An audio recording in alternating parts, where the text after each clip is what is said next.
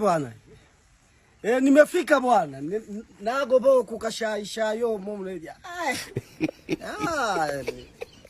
Amna, unaniambia kuna vibaka. Vibaka gani? Mimi nimetoka Mwanza, nije ndio na hao watu wa huku kashai huko.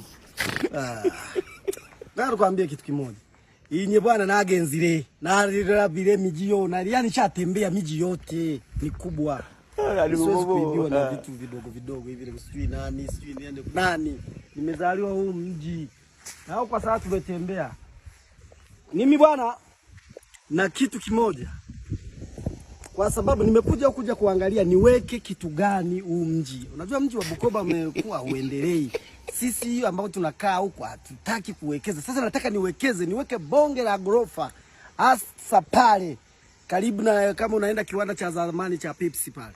Nataka niweke kitu kikubwa. Ngendante weki igorofemo nibeta kumanyika. Amna. The blood of Jesus. Matope tu. Dogo vipi? Subiri kwanza. Bwana mdogo. Baza. Jihesabu umevamia mtumbwi wa Kibwengo. We nani? Unaenda kisi mtaa wangu. Hii kwanza imani yake. Wewe. Kwa mstaarabu. Vua saa basi vipi?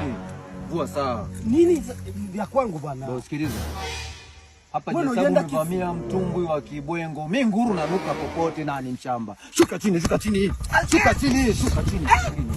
Nini tena? Leta tambo nisachi. Mimi wapi? Leta tambo hapa wapi vipi wewe mpaka usachiwe. Toa saa. Mpaka usachiwe. Bado tambo.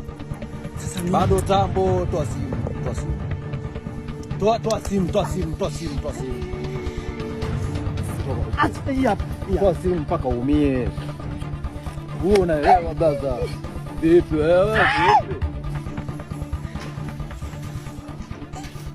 Bukoba imeshaharibika.